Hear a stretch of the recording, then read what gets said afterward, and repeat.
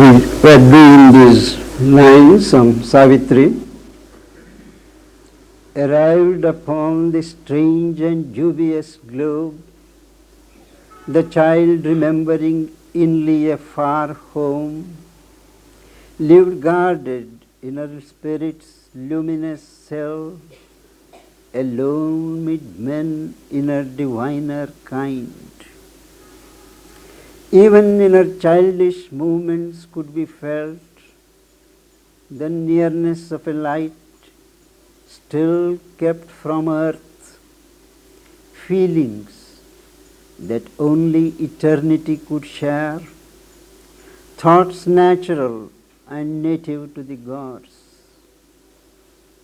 We have done this far. We continue. As needing nothing but its own rapt flight, her nature dwelt in a strong, separate air. She did not need nourishment from those around, as children normally do. All that she needed was to have freedom to soar where she liked, as needing nothing but its own rapt flight, undisturbed flight in which she could lose herself. Her nature dwelt in a strong, separate air, separate from those around. Earlier the poet has said, alone mid men in her diviner kind. She lived with others, no doubt, but she lived in her own atmosphere, in her own air, strong, separate air, strong to hint that it is powerful enough to keep out diluting elements. And she was separate from those around, though she lived mid others. And here he gives a simile, like a strange bird with a large, rich colored breast that sojourns on a secret, fruited buff, lost in the emerald glory of the woods, or flies above divine, unreachable tops. There are certain birds richly endowed with colors that rest on secret branches of trees with plenty of fruits, lost in the emerald glory of the woods, emerald, green, the green glory of the woods, lost in that. Or that bird flies above the unreachable tops of the trees. In either case, this bird does not mix with its kind on earth. Harmoniously, she impressed the earth with heaven. Even at this age, Savitri links the earth with heaven. And not disproportionately, stressing one region to the exclusion of another, but harmoniously. The riches of heaven are reached all over the earth by the very fact that she is living on earth, aligned to a swift rhythm of sheer delight, and singing to themselves her days went by. Her days are days of joy, lost in their own sheer delight. Delight that does not depend on outer excitations. Swift rhythm to show the speed with which the days pass by, singing to themselves. Each day more cheerful than the previous one. Each minute was a throb of beauty's heart. Each moment was a throb of beauty's heart. He doesn't say beauty, of beauty's heart, the rhythm of love. The hours were tuned to a sweet toned content which asked for nothing but took all life gave sovereignly as her nature's inborn right. That is, her days, her hours had attunement to a sweet toned content, sweet vibrations. They asked for nothing from the world, but whatever life offered, they took in, but they didn't claim anything. And they took what life gave sovereignly as her nature's inborn right. It was right that nature offered to her, and it was also right that she took it sovereignly. Near her was her spirit to its parent son. Parent son. Her spirit was always conscious of its source above, the Son of Truth, the Son of Divine Glory, the breath within to the eternal joy.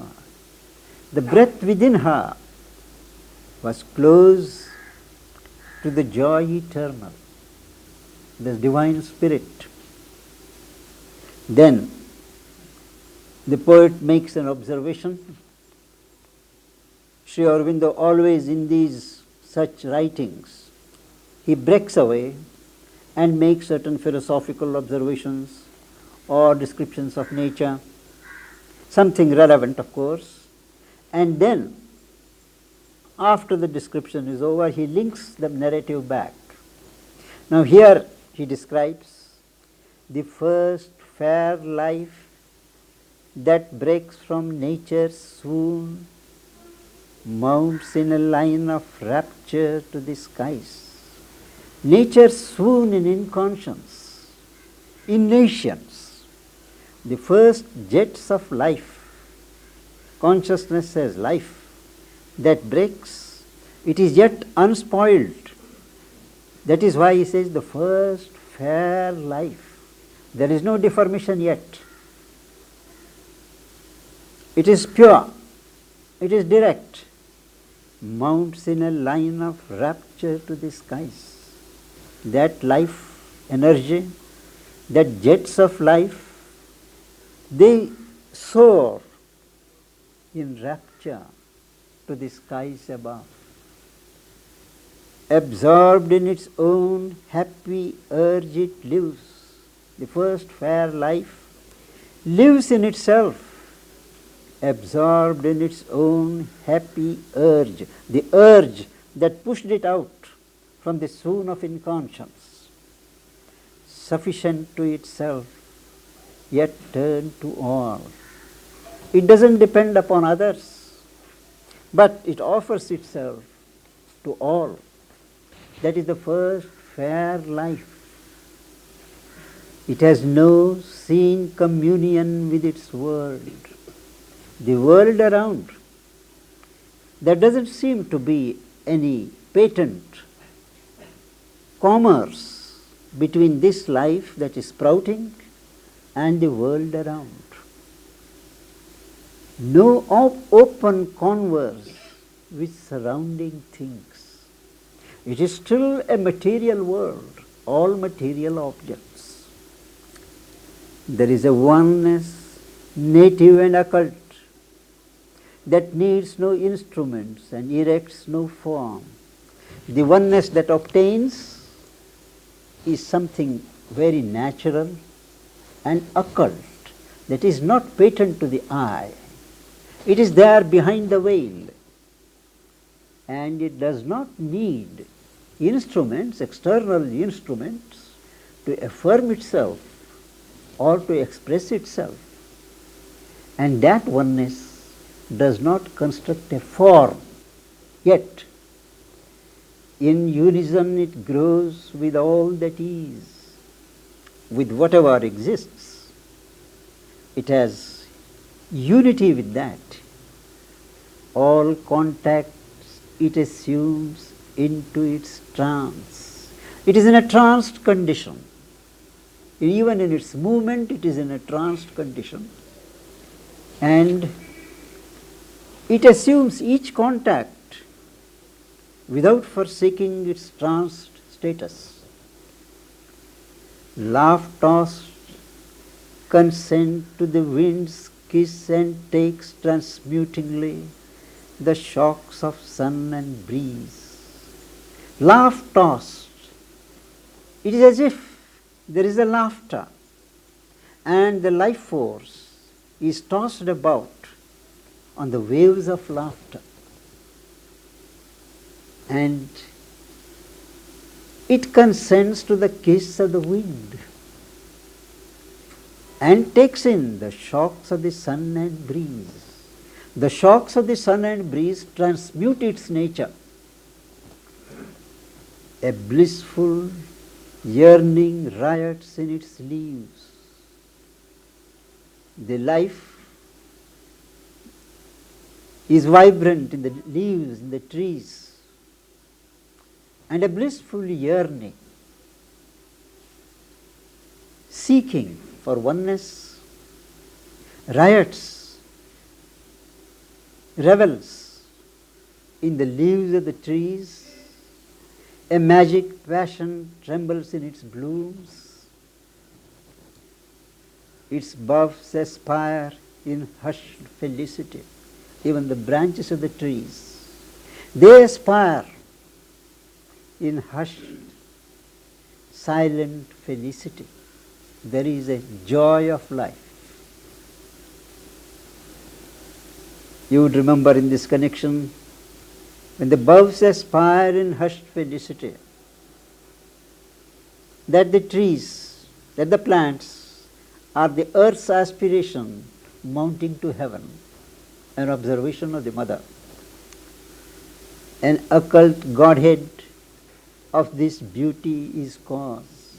Of this beauty of life creation, the cause is a Godhead that is still occult. There is a divinity that lends beauty, charm, felicity to this creation. The spirit and intimate guest of all this charm. All this charm is, all this beauty exists because there is the spirit within. And that spirit is the intimate guest. In the Veda, the rishis speak of Agni as the guest in home and home. Agnir Duroni. Here, this Sri Aurobindo speaks of the occult Godhead, the intimate guest of all this charm. Because of this guest, there is all this charm. This sweetness priestess and this reveries muse, the priestess of this sweetness that presides over this sweetness, and the muse of this reverie, because things are not yet articulate. There is a suppressed movement of beauty, sweetness, felicity. And that is all because of this occult Godhead, which is the intimate guest of all that is.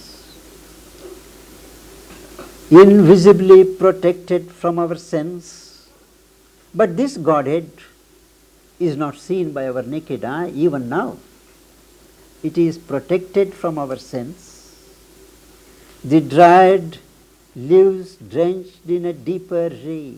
Dryad is the wood nymph, the mythological nymph in the woods. That is this occult Godhead, the divinity. It lives invisibly protected, drenched in a deeper ray. The rain the shower of rain of the spirit from above. It is drenched, it is soaked, and feels another air of storms and calms. It is not the earthly storms and calms, but the heavenlier air of storms and calms, and quivers inwardly with a mystic rain. This intimate Godhead, intimate guest, vibrates inwardly with this mystic rain, not the earthly rain, not the physical rain, but the rain of the Spirit from above. Now, after describing this, the poet turns back to the narrative. He says, "This at a heavenlier height was shown in her." At a heavenlier height, at a certain high altitude of her being, this fact was shown in her. Even when she bent to meet earth's intimacies, it is not that she was always on that heavenlier height where she could breathe this felicity naturally, but she did bend to meet earth's intimacies. Whatever necessary occupations on earth, relationships, everything. But she had to bend in her stature. Even then, her spirit kept the stature of the gods. She did not behave as an earthly creature.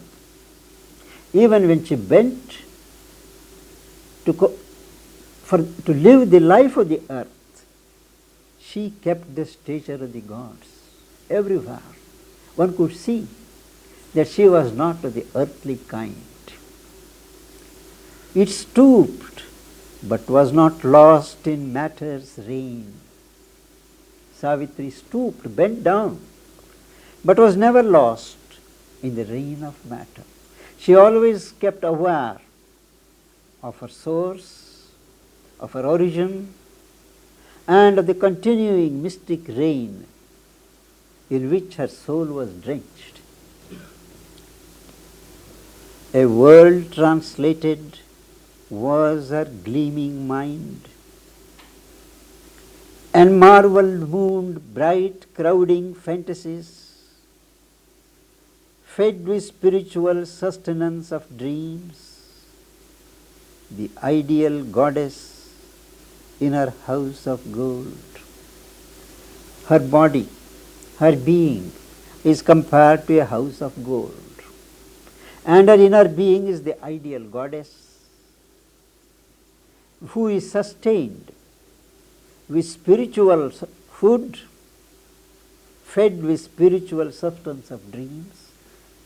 Through her dreams, she got nourishment from above. Marvel mooned bright crowding fantasies. They look like fantasies, imaginations, but they came from a different source. A world translated was her gleaming mind. A higher world was rendered in terms of her shining mind. And that was Savitri at this age, the ideal goddess in her house of gold.